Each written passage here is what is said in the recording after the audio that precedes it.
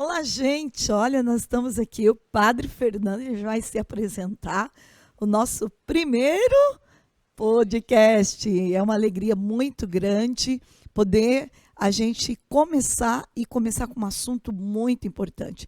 Padre, que alegria, viu? Quero que você se apresente para o nosso público, diga quem você é, o que você faz. A alegria, na verdade, é minha. Primeiro lugar, assim, por esse convite que veio me alegrar muito o coração, até porque é o primeiro, né? Então, mesmo que lá na frente, quando nós estivermos no 235, 236, as coisas primeiras, elas são mais lembradas, né? Então, eu sou o Padre Fernando, eu sou padre da Copiosa Redenção, assim como a irmã Zélia também é da Copiosa Redenção. Somos da mesma família. E, e a gente está aqui junto justamente para a gente poder partilhar um pouquinho o mistério daquilo que esse podcast deseja ser, né? Então, obrigado. Agradeço muito pelo convite, irmã. E nós, assim, a gente tem muito amor pela igreja. Tanto eu como o Padre Fernando, a gente valoriza demais os santos que a igreja nos deu como um patrimônio espiritual. E por isso hoje a gente vai falar de uma doutora da igreja que, para mim, ela, na minha história, na minha conversão, na minha intimidade com Deus, ela faz parte, assim, o tempo inteiro. Então, quero perguntar hoje para o Padre Fernando, né?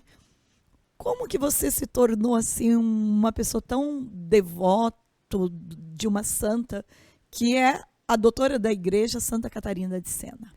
Pois é, a senhora falou assim que nós somos apaixonados pela igreja, e eu queria começar até dizendo suas últimas palavras, que ela dizia assim: se morro, saibam que eu morro de amor pela igreja.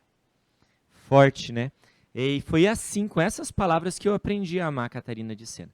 Então, se a ideia é falar dos doutores da igreja, aliás, se a ideia é falar das Das doutoras da doutoras. igreja, começar com Santa Catarina de Sena é começar cronologicamente do jeito certo, né? Eu conheci Santa Catarina de Sena nos meus primeiros momentos como seminarista. Eu não fui seminarista diretamente aqui da Copiosa, eu pertencia a outra congregação, os Padres Palotinos, e no segundo ano de seminário menor, eu tinha 16 anos de idade, o seminário que estava em Palotina fechou, e a gente foi para o Rio Grande do Sul. Todo mundo foi levado para Vale Vêneto, um lugar muito lindo. Por sinal, um dia eu quero levar a senhora lá, porque subindo assim as colinas, tem um santuário pequenininho, um oratório que tem tido muita peregrinação de um outro santo que é muito de sua devoção, né? Que é o Padre Pio, lá em Faxinal do Nossa, Soturno. vamos logo. Mas vamos lá. Eu quero ir com a senhora, porque eu quero mostrar para a senhora as belezas daquele lugar. E quando eu era menino, então, porque hoje tenho essa cara de menino, mas quando eu era menino, cronologicamente falando, então eu fui escolhido para... Eu cheguei lá e perguntaram assim, quem que entende um pouco mais de computação? Porque aqui no seminário nós temos uma biblioteca muito grande, ela era linda, chamava Roque Calige. Roque Calige era um poeta gaúcho. E a gente precisa de alguém para automatizar, então informatizar a biblioteca. E eu tinha feito, antes de entrar para o seminário, um curso técnico de computação, assim, daqueles que você sai para dar aula e tal, e isso me privilegiou para ir parar na biblioteca. E nessa biblioteca, eu conheci, então, uma primeira biografia de Santa Catarina de Sena, e a partir daquele momento, eu lembro que eu terminei de ler, eu corri para a capela e me entreguei, assim, ela é minha mãe de leite na vida espiritual. É uma mãe de leite exigente e dura, mas ela se tornou, assim, a referência da minha espiritualidade e caminha comigo sempre. Eu não falo muito abertamente dela, mas ela é uma espécie de referência. Claro, ela é mulher, mas ela é a referência do homem que eu quero ser, com resiliência, com a sua força, né? Então, foi assim que eu conheci ela. E depois eu fui buscando e fui conhecendo mais. E quanto mais eu buscava, mais me encantava. Então, na verdade, ela é uma biblioteca por si mesmo, né? De tantas coisas que existe para contar dela. Eu sei que você talvez esteja com muita dúvida porque a gente está falando de uma doutora da igreja, e eu quero perguntar para o padre Fernando, o que leva a igreja a reconhecer uma pessoa para ser doutor? Aí está uma pergunta muito interessante. Muitos doutores de vida universitária e acadêmica que foram grandes santos não são chamados doutores da igreja. E muitas pessoas, uma delas Catarina de Sena, que são chamados não letrados, né? Ela é doutora. O ser doutor ou não é ter descoberto uma espiritualidade, um caminho, uma via de salvação. A via de salvação é sempre Jesus Cristo, isso não precisa nem ser colocado em questão. Mas uma via de salvação que conduza uma espiritualidade sólida, quer dizer, eu seguindo esses passos, é uma certeza, é uma garantia de salvação. Né? Nossa Senhora poderia ser considerada doutora da igreja, ela não é, porque não precisa, né? Seria diminuir ela, chamar ela de doutora da igreja, talvez. E nós temos, entre as mulheres, são 4. Então, Catarina de Sena, Teresa d'Ávila, a Santa Teresinha do Menino Jesus e a Hildegarda von Bingen, ou Hildegarda de Bingen em português, seria que ela era beneditina, é a última, entre todas, é a última. Então, para ser doutora, ou para ser doutor, e Catarina de Sena faz parte da família dominicana, que tem 3 doutores, olha que espetáculo. Quem sabe um dia a Copiosa Redenção vai ter 3 doutores. Que é São Tomás de Aquino, Santo Alberto Magno, que também foi dominicano, né? E Santa Catarina de Sena, os 3. Ela talvez paire entre a maior representante da família dominicana, se a gente for olhar pela representatividade que ela teve num dos momentos mais difíceis da história da igreja, né? Padre Fernando, eu vi que você tem tantos livros aqui, que você já leu muito, e creio que você tem muito para falar para a gente sobre ela, que a maior riqueza é o ensinamento que eu vejo esses livros, na verdade, é um escavar um tesouro que está escondido muitas vezes, e nós queremos, né, saber nesse dia. Tenho certeza que vocês estão aí acompanhando, vocês estão assim curiosos para saber quem é esta Santa Catarina de Sena, o que ela fez, o que ela deixou, né, de legado para nós. Então, vamos tentar nos colocar lá na Itália dos anos 1300, para a gente entender um pouquinho isso. Ela nasce numa família com 25 filhos. Então, o seu Jacó Benincasa e a dona Lapa, que teve uma vocação muito profícua de ser mãe, né? Muito. Então, a Catarina de Sena, a Catarina Benincasa, no caso, que nasceu lá, então, em Siena, na Itália, ela é a 25ª filha do seu Jacó e da dona Lapa. E por ser a última, ela também, claro, normalmente quem é temporão assim, normalmente é um pouquinho já mais mimado, mais cuidado também por todos os outros irmãos. E havia essa intenção de cuidar ela assim. Então, a gente tem essa menininha que já aos 7 anos de idade, quando o pai dela entra, por exemplo, no quarto, pega ela levitando no momento de oração, né? Ela é uma das santas e dos santos que viveu as experiências místicas. A experiência mística, como Catarina de Sena, teve Teresa d'Ávila. Agora, não são coisas boas, ou quem tem a experiência mística, normalmente não gosta de ter. Então, vamos imaginar assim, o pai entrou no quarto e encontrou ela levitando, aos 7 anos de idade. Depois, queriam que ela casasse, e naquele tempo se escolhia um marido de sociedade, porque o seu Jacó ele era tintureiro. Então, ser tintureiro, São Francisco também tinha os pais que tinham a tessitura lá, né? Então não eram de família pobre, não faziam parte da corte exatamente, mas eram de uma família de acessos assim. Então queriam um bom marido para ela e se fazia casar com 12 anos na época. Olha, imagina hoje isso é impensável, né?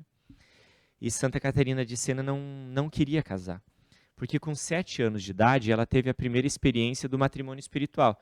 Quando a gente fala de Catarina de Sena, muita gente fala, aqui teve a experiência do matrimônio espiritual. Sim, que aconteceu aos 20 anos, a experiência mística foi aos 20 anos. Mas aos 7 anos, ela teve já a primeira visão de Nossa Senhora acompanhando seu filho com um séquito assim, de santos e anjos que a visitaram. E ela já compreendia bem esse mistério. E de Deus, então, que vem e visita em Jesus Cristo e que a desposa. Então, ela viveu um matrimônio aos 7 anos de idade. Então, ela já compreendeu que Deus a chamava para aquilo.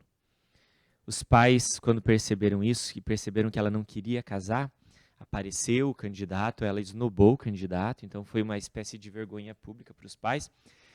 Os irmãos também reprovaram muito isso e colocaram ela para fazer todos os deveres da casa, a limpeza, tudo.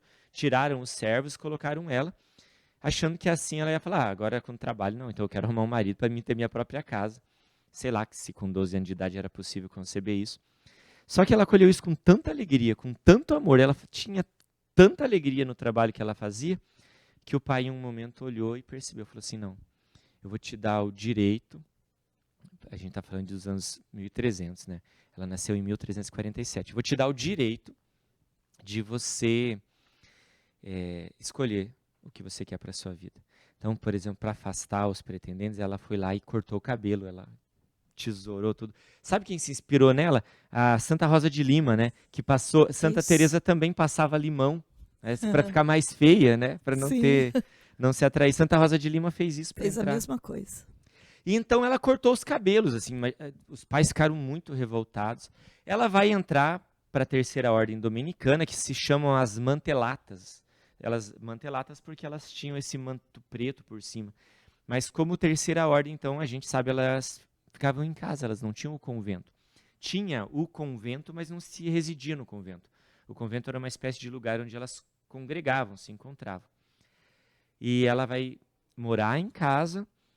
Ela vai viver os seus primeiros anos trancada num quartinho nos fundos da casa, que ela vai pedir para o pai construir, muito simples assim.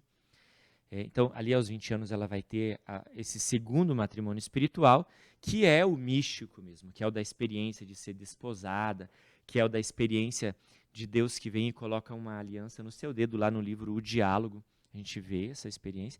E ela passa uns 3 anos ali, trancafiada, comendo muito pouco. Se diz que ela passava 3 anos só vivendo da Eucaristia.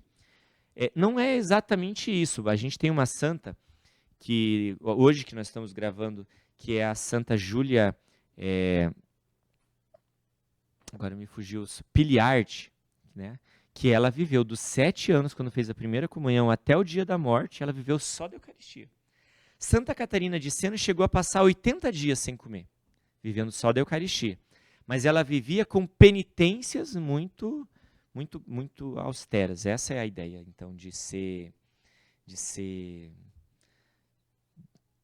viver da Eucaristia, né? Porque quase não comia muito pouco. E o que aconteceu nesses 3 anos? Ela não era letrada, ela não era estudada, ela não sabia escrever. E um dos milagres que aconteceu na vida dela é que ela aprendeu sozinha a escrever. E nesses 3 anos, então, a gente fala dos dons infusos e efusos, né? Ela teve este dom efuso do Espírito Santo, que foi o dom da sabedoria. O dom da sabedoria que depois vai se desenvolver na vida dela aí de maneira muito profícua. Ela vai ter também, em 1375, ela morre em 1380, então 5 anos antes de morrer, ela vai ter a experiência das chagas, das feridas de Cristo, que não aparecem de vez em quando, mas que ela sente aquela dor, né, as dores. Quem que conta tudo isso? Quem conta tudo isso é o diretor espiritual dela, que é o Raimundo de Capuã. Eu trouxe um dos livros aqui, deixa eu ver aqui. Este aqui, que é em italiano, infelizmente. Eu nem sei se tem em português, eu nunca fui procurar. Eu não vi em português isso daí. Essa aqui é a biografia dela, escrita pelo Raimundo de Capuã, que era o confessor dela. Deixa eu ver se dá para mostrar aqui. Da Edizione Cantagalli Siena, que é lá de Siena mesmo, na Itália. Então, o Raimundo de Capua, que caminhava, que vivia com ela, que de certa forma também secretariava ela num período mais posterior, que eu vou contar depois, não é? É ele quem conta isso. E essa biografia dele vai se chamar Legenda Maior, ou seria, seria a biografia, a escrita maior dela. Vai ter um outro biógrafo que se chama Caffarini, que vai escrever a Legenda Menor, que seria a legenda menor, no caso, né? Então, a biografia mais resumida, com detalhes menores. É ele quem conta tudo isso, e ele viveu com ela, assim, viveu com ela. A partir de um certo ponto, Catarina de Sena começa a desenvolver um amor tão grande pela igreja, que Deus dá a ela este dom de uma sabedoria que também é política, que é diplomática e que é de uma autoridade espiritual, a autoridade espiritual própria do doutorado que ela exerce na igreja.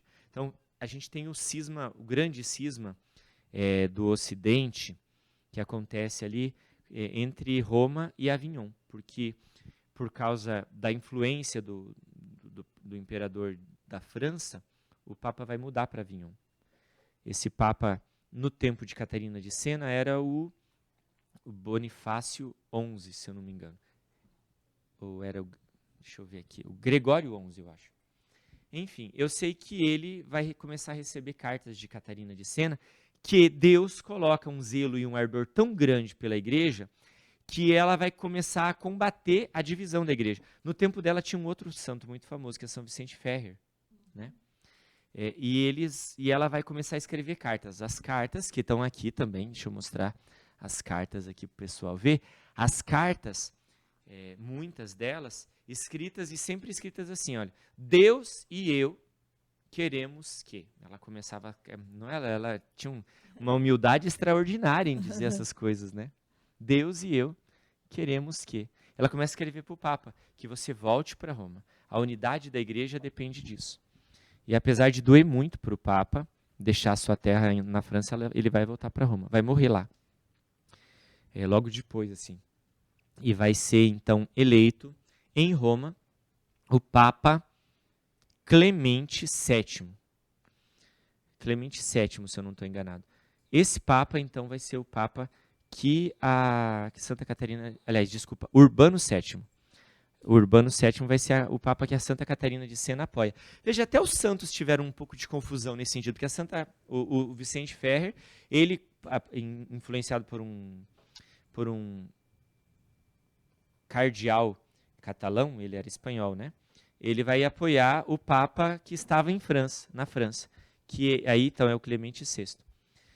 Ele vai apoiar, vai chegar um momento que essa confusão é tão grande, porque também ela é política, tem a ver com territórios, que Pisa vai fazer um sínodo, vai depor os dois e vai eleger um Papa também. Então a gente tem um Papa e 2 antipapas, vai chegar um momento que tem 3 Papas. O segundo Papa que Pisa vai nomear, olha que coisa interessante, sabe como era o nome dele? Era João 23. Sério? João 23. Que, claro, a igreja não considera Papa, né? Ele era um antipapa. Que é o João 23 que agora convocou o Concílio Vaticano II. É interessante isso, né? Muito.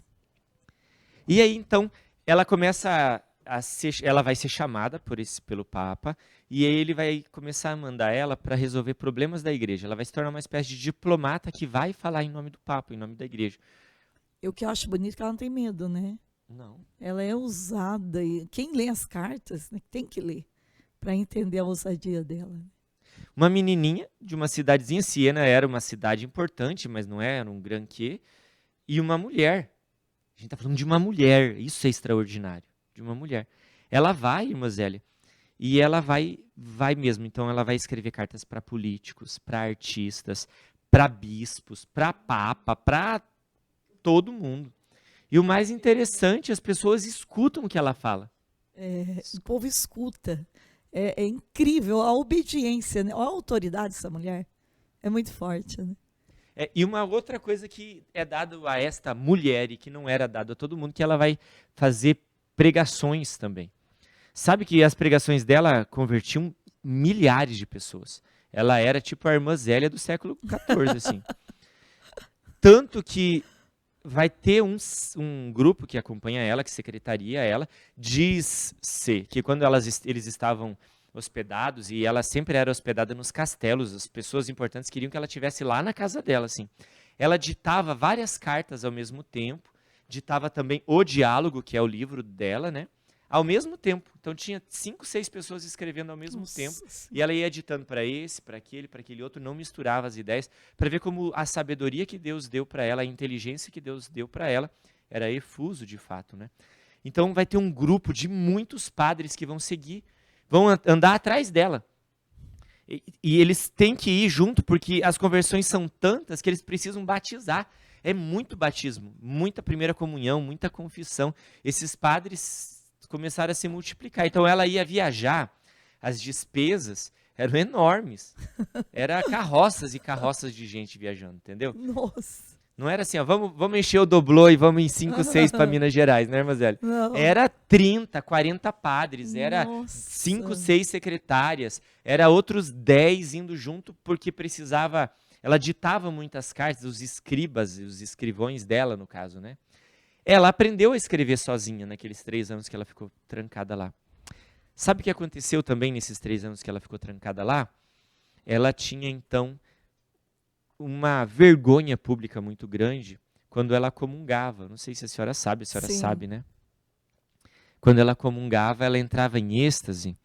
E às vezes não dava tempo de voltar correndo da comunhão pro banco, pro lugar onde ela estava. Nem sempre era banco, às vezes era meio que sentar numa almofada ali no chão, né? Então ela virava uma pedra, e levava horas para voltar. Eu acho que os padres deviam ter uma raiva, ficar bravo. Quero fechar a igreja, foi todo mundo embora, essa freira aqui, petrificada aqui, não volta. Meu Jesus! Né? Então, bem dormido, acorda aí. Eu imagino assim.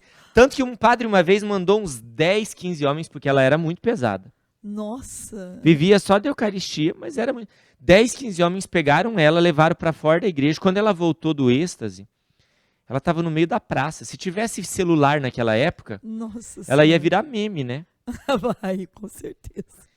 Mas eles choravam muito por causa disso. Santa Teresa d'Ávila também dizia: Senhor, tira isso de mim, né? Esses êxtases. Porque era humilhante, né? As pessoas Humilhante. não entendiam. E nem mesmo os padres entendiam. Então tem uma parte que eu li do livro que um dia ela chegou um pouco atrasada, né? Ela também tinha assim, ela tinha muitos êxtases, mas ela também às vezes ficava doente, né? E ela chegou atrasada, então ela não achou correto ir lá receber a Eucaristia. E a Eucaristia veio até ela, ficou parado na frente dela, assim. E ela pegou Jesus e comungou Jesus. É verdade. Uhum. É muito Tá aqui. forte isso. Tá aqui nesse livro aqui, ó, do Raimundo de Capuã. A doutrina dela não, né? A doutrina dela tá nas cartas. Eu tenho o diálogo em italiano aqui, eu tenho o diálogo em português, que é da Paulus. Né? A doutrina dela tá nas cartas, nas orações e no diálogo aqui, no caso, né? Mas a vida toda contada por ele, assim. Sabe dessa coisa da comunhão? As pessoas acham que a experiência mística está atrelada à vida de santidade. A maioria dos místicos se tornou santo, mas nem sempre, né? Não está atrelada. Ela, na verdade, é uma... Será que foi Agostinho ou foi Tomás de Aquino? Que diz que a mística, a experiência mística, ela é, na verdade, uma fraqueza da alma. Não uma potência da alma. Porque quando nós somos tocados na alma por Deus, a nossa alma tem uma espécie de resistência a isso. Ela tem uma resiliência, né? A alma do místico, ela é fraca. Quando Deus toca, ela se entrega. Ela é como um castelo de cartas, desmorona. E aí acontece isso, levita. Então, às vezes você está rezando o breviário. Imagina a gente ali no seminário rezando o breviário. De repente, quando você abre os olhos, você olha assim, você está lá preso. Já está nas tesouras ali da capela, quase batendo a cabeça nas telhas. Dá vergonha, porque os outros param de rezar e ficam te olhando, né? Fica olhando. E é verdade. A senhora levita, irmã Zé? Não levito. Eu vejo que essas experiências realmente Deus escolhe quem Ele quer, né? Para poder fazer a experiência mística. Mas que é um caminho de humilhação também. Porque as pessoas são incompreendidas e as pessoas também hoje, ainda mais naquela época já era difícil, imagina nos dias de hoje. vão chamar de louco, vão pedir para arrumar um psiquiátrico. Na época já não era muito fácil, imagina hoje. Mas eu vejo assim que esta é a riqueza, né? É bem isso mesmo, é um caminho que Deus trilha de muita humilhação para a gente poder tocar no sagrado, para a gente fazer a experiência mais profunda do amor dele. Então, não é nós que escolhemos essas experiências, é muito importante as pessoas entenderem isso. É Deus, é graça de Deus. E Deus dá a graça, o dom, para quem Ele quer. E muitas vezes não é porque eu já atingi um grau de santidade que eu vou ter uma experiência assim. Mas Deus permite para que eu tenha a experiência ainda mais forte para me converter, porque é poucas pessoas que é capaz de compreender uma experiência. Por exemplo, estamos rezando nós dois aqui, Padre Fernando, a gente vai levitar. Imagina o que o povo vai pensar, né? Eu queria que filmasse e colocasse na internet. Eu queria que viessem peregrinar, viessem me ver. Por isso que Deus sabe com quem que Ele faz as coisas. Eu ia ir pro inferno com a minha experiência mística. Eu ia ficar metido, sei lá. Certo. Olha, veja que a senhora disse uma coisa interessante. Quando a alma então tem essa fraqueza do espírito, vamos pensar assim, mas não tem como uma alma que se entrega quando Deus toca ter dúvidas sobre a existência de Deus, por exemplo. Porque ela mesma, ela prova em si mesmo que Deus existe. Agora, almas assim, que são as almas, vamos dizer assim, normais, as tradicionais, às vezes Deus toca, fala, e depois ela fala, mas será que Deus existe mesmo assim? É uma loucura isso, né? É uma loucura. É uma loucura. E para vocês que estão ouvindo toda essa explicação, que realmente é uma explicação assim profunda, a gente precisa entender que hoje nós precisamos conhecer a vida dos santos, e por isso que nós estamos aqui mostrando os livros que vocês podem ler, e também é necessário a leitura para vocês também abrir a mente de ver que foi uma riqueza que Deus deixou. Olha, é tão importante as cartas que eu estava acompanhando um padre, e o padre estava assim passando por uma dificuldade muito grande na vida sacerdotal. E eu resolvi pedir, rezando junto com o livro de Santa Catarina de Sena, eu falei, você é a doutora da igreja, cuidou tão bem, né, através da tua oração, do teu ensinamento com os padres, eu vou abrir esse livro agora, onde você escreveu tantas cartas, e que seja uma carta agora para esse teu filho, sacerdote, que está precisando de ajuda. Veja como que Deus atualiza a voz profética, né, dos santos, porque exatamente Deus disse o que ele precisava escutar. E aquela mensagem não só salvou a vocação do padre, como libertou ele. Então tem muito poder, né, a leitura da vida dos santos, porque a gente às vezes não aproveita desse tesouro, às vezes fica lá no teu quarto, guardado e escondido, e a gente precisa ler para que a leitura ela entre dentro do nosso coração. Não é fácil o livro, né, padre, do diálogo. Ele é um livro bem complexo, bem difícil. Então, eu vou pegar o em português aqui no caso, né? Esse livro aqui, ó, você precisa olhar, depois a gente vai pôr a imagem para você. Ai, meu Deus, caiu meu marcadorzinho de página. Olha que coisa linda. O livro da Santa Catarina, eu ganhei de uma monja. Ela falou que e ela tinha, e olha que coisa interessante. A monja me deu, é Nossa Senhora, né? Sim. E ela me disse assim, ó, você vai colocar esse marcador de página no teu livro de Santa Catarina de Sena. Olha. Ela nem sabia quem eu era. Tá aqui há uns 17 anos, eu acho. Esse livro aqui tem. Eu tenho ele desde 2005. É o mesmo marcador. E ele vai para frente, vai para trás, porque eu estou sempre usando ele, né? Na verdade, eu gosto de usar o outro, que é em italiano, aquele ali. Eu gosto mais daquele papel amarelo. Mas ele é difícil, só que ele tem uma sequência lógica. E aí é que entra a ideia agora. Por que Catarina de Sena é doutora da igreja? Essa deveria talvez ser a pergunta-chave da coisa, assim. Agora, o pessoal que vai editar vai fazer cair assim uma vinheta. Por quê? Né? Porque é assim, ó. Santa Catarina de Sena, então, ela é nomeada, ela é declarada doutora uma semana depois. Eu achei isso uma baita trollagem do Papa Paulo VI. Porque assim, uma semana depois que ele declara Santa Teresa d'Ávila doutora da igreja. Então, por declaração, a primeira mulher que é doutora da igreja é a Teresa d'Ávila. Uma semana depois ele declara Catarina de Sena, mas Catarina de Sena veio aí muitos séculos antes, né? A última, a Hildegarda, foi em 2012, junto com João d'Ávila. Então, ela tem 3 passos que ela diz que uma vida de espiritualidade precisa ter. E que é, assim, a doutrina espiritual dela. Então, em primeiro lugar, é necessário amar profundamente a paixão de Cristo. Catarina de Sena era uma pessoa que tinha como dom a paixão de Cristo. A gente sabe que, porque o Raimundo de Capua conta, que Deus um dia veio com a mão, lhe tirou o coração, levou o coração dela embora. Ela viveu alguns dias sem o coração, viajou sem o coração, né?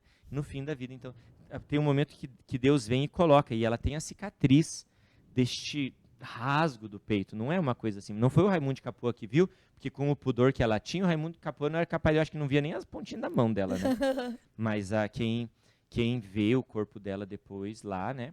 Quando ela morre, então tem essa marca de quase que uma mão de fogo que cicatrizou assim, passando.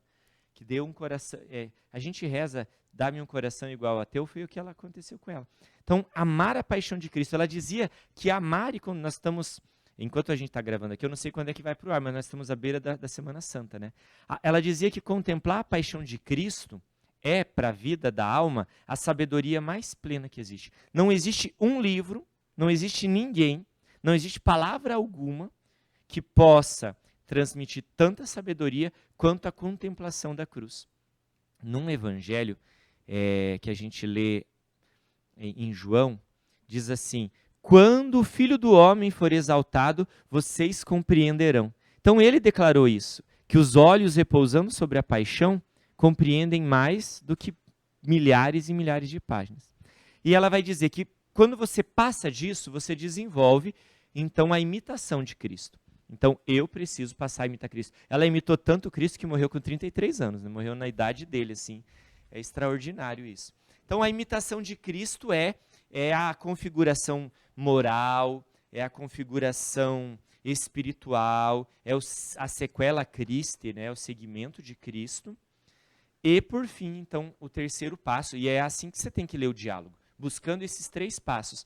Então, vem daí o se tornar alter Cristo, né? A imitação de Cristo, então me leva a querer a cruz. Então eu tenho que desejar ardentemente a cruz na minha vida. Hoje em dia nós vivemos uma geração, a geração analgésico, que não pode ter dor, não pode ter sofrimento, não pode ter cruz, né? Nada. Nada. Não pode esperar, né? Me dá lá um frontal, Eu estava conversando com uma mãe e ela dizia assim: os jovens hoje não sabem esperar nem o cabelo crescer, né? Tem que ir lá no salão, tem que esticar, tem que forçar o cabelo crescer. Não tem paciência mais para nada.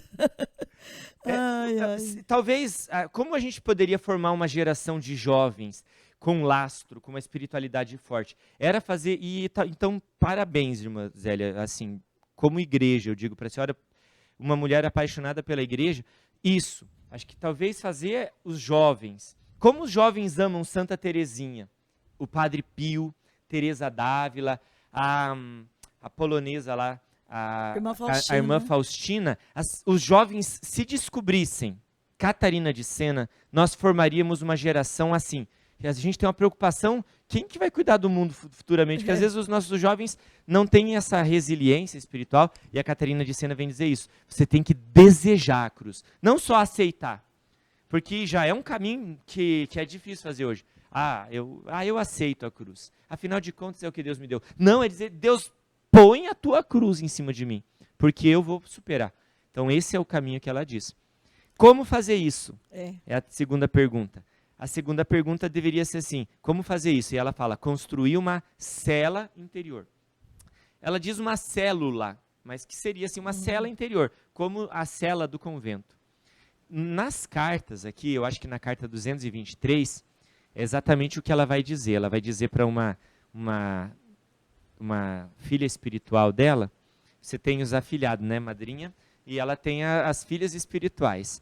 Ela vai dizer assim, ó, construa 2 celas. Uma, porque a gente está falando, vamos voltar nos anos 1300, era uma coisa assim de muito a igreja estava vivendo uma crise caótica por causa do poder temporal, de briga por dinheiro, por terra, era isso mesmo.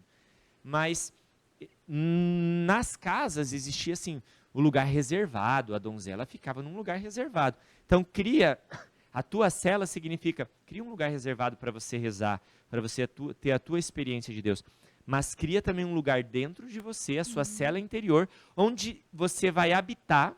Então, onde a alma encontra o lugar mais profundo dela e que de lá nada vai te assolar, nada vai te abater. Então, desejar a cruz porque de lá você está protegido. Essa cela é o próprio Cristo que te reveste no matrimônio espiritual. Então, a cela interior, o matrimônio espiritual, aí ela fala do dom das lágrimas, Sim. que é um estágio que a gente alcança, assim, meio que quando a gente fala das moradas da Teresa d'Ávila, né?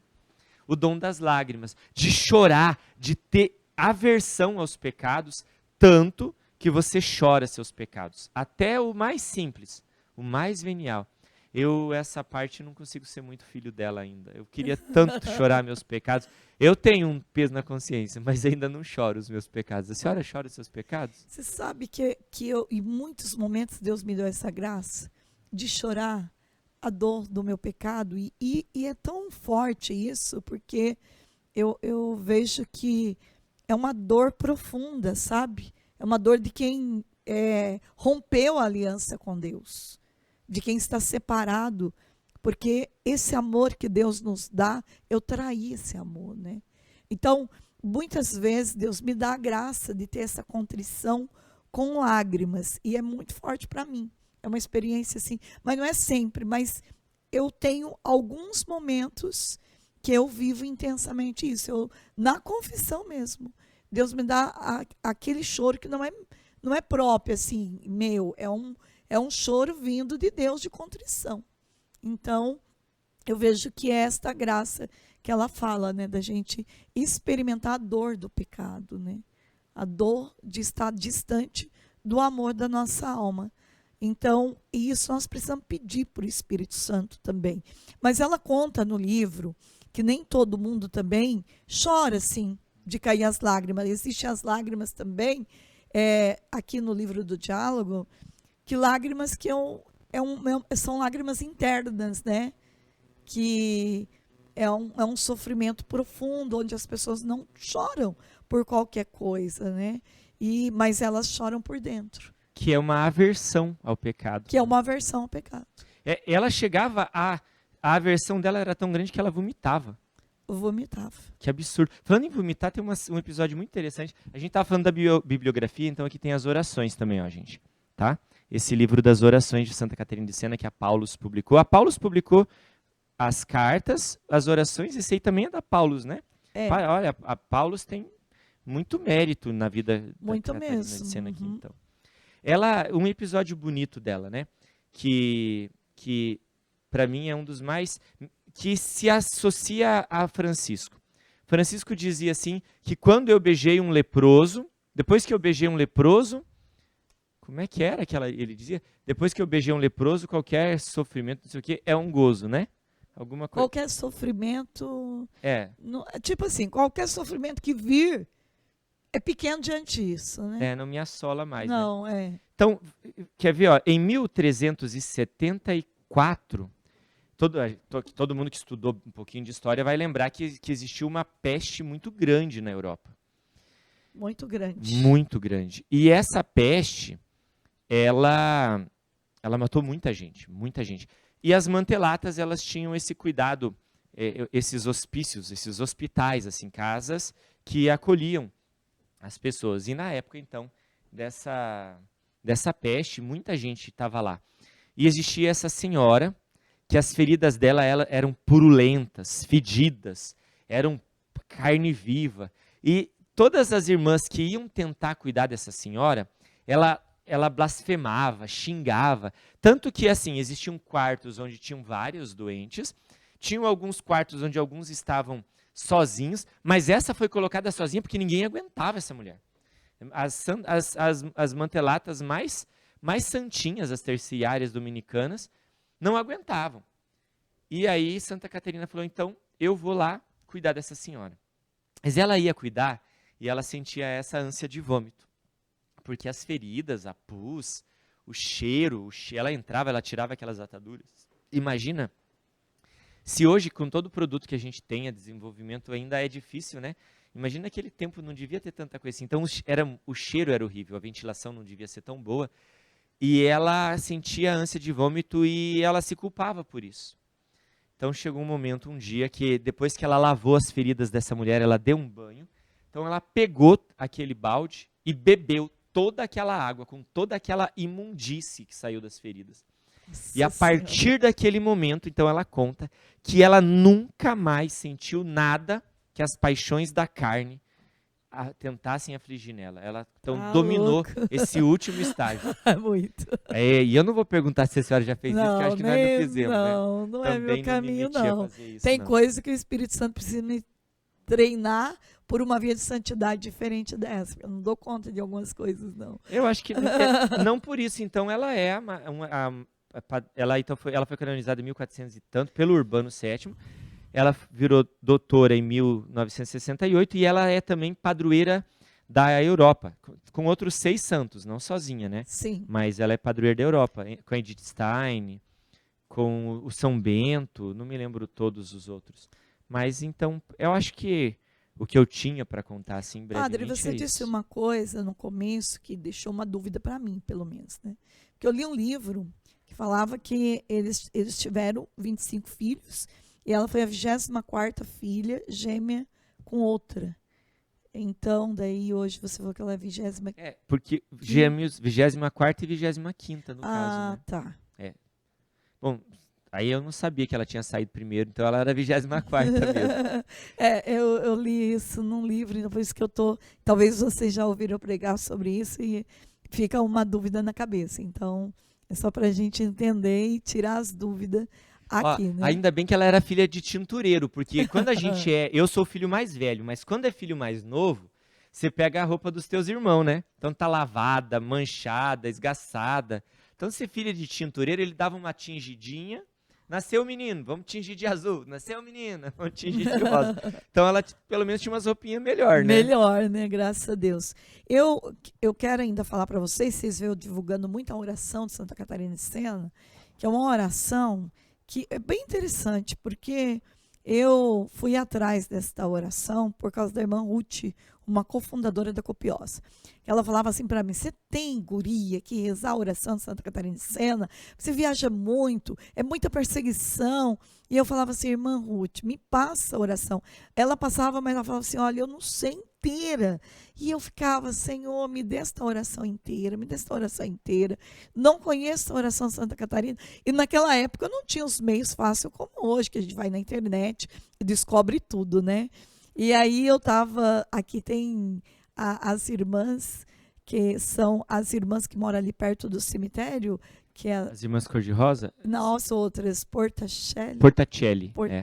Então, eu estava... Concepcionistas, né? Eu estava lá e estava, então, numa missa que teve, saindo, e eu fui conversar com a irmã que acolhe ali, de repente chegou uma mulher perto de mim e disse assim, você tem que rezar a oração de Santa Catarina de Sena. Eu falei, nossa, que perseguição é essa? Eu falei, moça, eu estou atrás dessa oração já faz tempo, não consigo encontrar essa oração inteira. A irmã Ruth passou, mas fica pela metade. Não, eu sei decor, escreveu todinha a oração e me deu. E ali eu entendi que eu tinha que rezar mesmo a oração de Santa Catarina de Sena e rezo, porque é uma oração muito forte, né? Que meus inimigos tendo olhos não me vejam, tendo boca não fale mal de mim, né? Tendo mãos não me pegue, tendo pés não me alcance, e que eles sejam amarrados aos pés da cruz de Jesus. Então é muito forte a oração, né? Hoje ela tem tudo quanto é livro meu, vocês vão ver a oração de Santa Catarina de Sena, porque é uma oração poderosíssima e pode rezar que dá certo mesmo. Dá. Eu posso dizer. Eu, eu fui visitar ela. Eu fui em Siena também, onde tem um pedacinho do braço dela lá, né? Mas eu fui visitar ela. Ela está atrás do Panteão, em Roma, na igreja de Santa Maria sopra Minerva. Eu fui lá visitar ela, eu sentei lá debaixo do altar, assim. Então tem o altar, tem o corpo dela embaixo, assim, a parte do corpo, né? E eu fiquei lá, eu fiquei quase 3 horas lá. O Frei foi me tirar de lá porque as pessoas estavam passando e No- queriam tirar foto e eu e estava na você foto de estava todo lá. mundo. E, e olha que coisa linda. Lá, no terceiro altar lateral, tem uma coisa que diz muito sobre a nossa vida. Lá, na igreja de Santa Maria sopra Minerva, no terceiro altar lateral, Santo Afonso Maria de Ligório foi consagrado bispo, Nossa, que é o pai do nosso pai, né? Que é o pai do Padre nosso avô, Wilton, né? nosso avô. Então, olha que coisa linda. E Lindo. eu fiquei lá umas 3 horas e um grupo de sacerdotes, porque eles têm aquelas visitas, os redentoristas fazem aquelas visitas dos lugares afoncianos. Tinha um grupo de brasileiros da província do Padre Wilton passando, e eles passaram e me olharam ali, e enquanto eu estava rezando para Santa Catarina, e eu não estava nem aí para ninguém. O monge mesmo me mandou sair de lá, o Frei. Eu fui, sentei num banco, a hora que ele sumiu, eu fui lá de volta, sentar no degrauzinho. Eu tenho foto disso. E esses padres olharam para mim e falaram: Nossa, esse rapaz aqui parece muito daquele lá dos piá do Wilton, dos piá do Wilton. E eu olhei e falei assim: Olha, eu também falo português, não fala mal de mim, né? Ele falou: Nossa, menino, você é dos piá do Wilton? E eu falei: Eu sou um dos piá do Wilton, sim, com muita alegria. E aí eu contei muita coisa porque eles não falavam Sim. italiano, e eles queriam saber, então eu dei uma de guia turístico ali. Até Ai, que tirei uns trocadinhos legal. depois que eles me deram uns presentinhos ali. Que joia. Olha, achei a foto aqui do Padre Fernando, primeira missa. Ai, meu Ai, que Deus. cara Lá em de Laranjeiras do menininho. Sul. 10 anos Novinho, atrás. gente do É, céu. não tá aí em vão, né? Porque Cara ela. de menininho. Tá aqui aonde? No meio É. do livro. Gente, mas ó, que alegria, né, padre? A gente vai fazer muitos outros, porque o Padre Fernando tem uma bagagem muito grande a respeito da vida dos santos.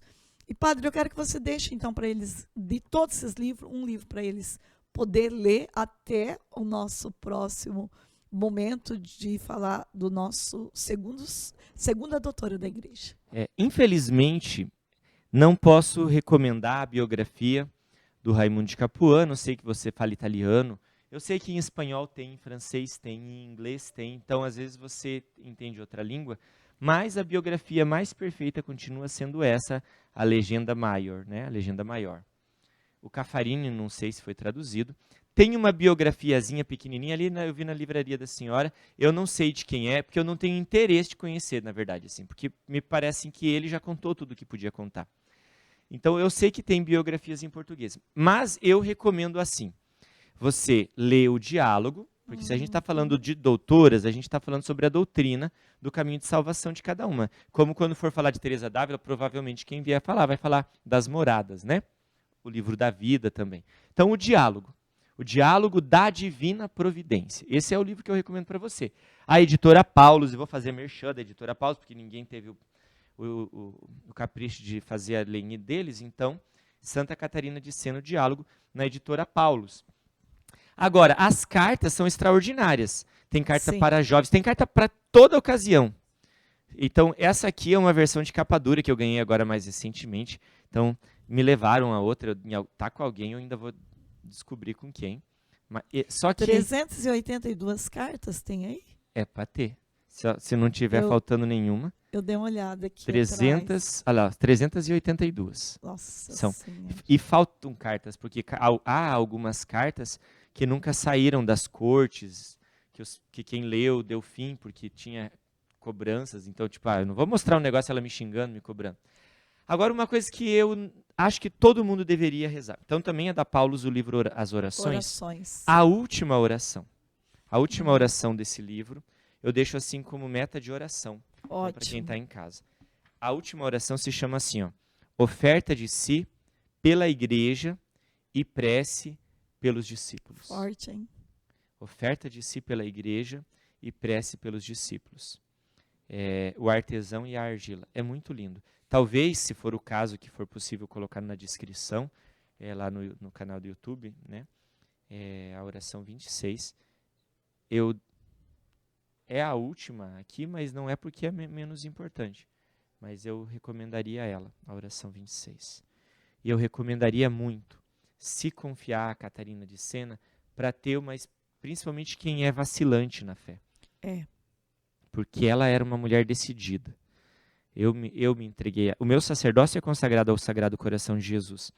Mas o meu espelho é ela. né? Mas ela é uma mulher, ela não é um sacerdote, padre, mas a vida de santidade dela. A santidade não é masculina ou feminina. Sim. A santidade é o encontro e a intimidade da alma com Deus. Né? E tem um livrinho também na Paulus, parecido com esse até, que conta a história dela de uma forma bem resumida. E é muito bom também. É esse que tem na sua livraria ali, eu não sei o nome. É excelente. E esse livrinho também já li, é maravilhoso. Eu comecei pelo diálogo.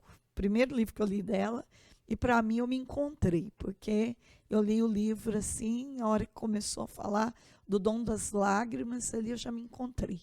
Então, é muita sabedoria de Deus fazer você ler realmente o diálogo primeiro. Eu tenho certeza que com a ajuda do Espírito Santo você vai compreender como eu compreendi a dimensão do que Deus estava falando. Padre, olha que bênção. Muito obrigado. Muito obrigada de nada. mesmo. Eu viu? fico muito Alegria feliz. Imensa você estar aqui. Eu não precisei nem preparar nada. Eu fui pego na fila da confissão agora há pouco. Né, o convite chegou, padre, vamos falar? Eu falei, vamos. Eu só fui achar os livros e subi. Por isso que Deus falou assim, esteja preparado. Você não sabe nem o dia nem a hora. Eu também não sabia nem que hoje eu ia fazer tudo isso. Né? Foi tudo de última hora. A Karine e o Anderson, madrinha, vamos fazer isso. Estamos aqui. E fizemos. E creio que deu certo, né? Então deixa aí nos comentários se você gostou, se a gente continua, né? O que você pensa. E nós queremos muito ensinar a doutrina para você. E quero pedir para o Padre Fernando encerrar, dando uma bênção para cada um de vocês. E siga a gente nas redes sociais também. E olha, o Padre Fernando, fala aí teu Instagram. Aqui, ó, o editor coloca aqui, ó. Você está vendo aqui, ó, meu Instagram, @pefernando_cr, @pefernando_cr. Lá eu gosto, eu não faço muitas lives oracionais como a irmã faz, eu faço mais lives formativas. Eu gosto de apresentar livros para a pessoa poder ler o livro com mais qualidade, né? Uhum. Então, siga a gente lá. E, assim, não saia dessa live sem entender que o amor pela igreja é o centro da vida de Catarina de Sena e tem que ser o centro da... Eu sou apaixonado pela igreja. Uma pessoa apaixonada pela igreja, mesmo que não concorde com as coisas que vê na igreja, quando vai corrigi-la, corrige com amor e nunca para feri-la, nunca para dividi-la. Ela, como São Vicente Ferrer, os dois foram lutadores pela unidade da igreja e os dois têm o mérito de ter ajudado a superar o grande cisma daquele tempo. Em 1417, no Concílio de Constança, então, foi eleito definitivamente um único Papa, e aí acabaram essas confusões, mas ela e o São Vicente Ferrer, que depois abandonou a escola de Avignon para também ficar com a escola de Roma em vista da unidade da igreja, eles foram apaixonados pela igreja. Os nomes que dividiram são contados entre os anátemas nossos, não entre aqueles que foram santos. E a gente está aqui falando de um santo. Seja santo na tua paróquia, na tua igreja, na tua diocese. Ame, cuide, proteja e cure seu padre e a tua igreja. E que te abençoe Deus Todo-Poderoso, Pai, Filho e Espírito Santo. Amém. Amém.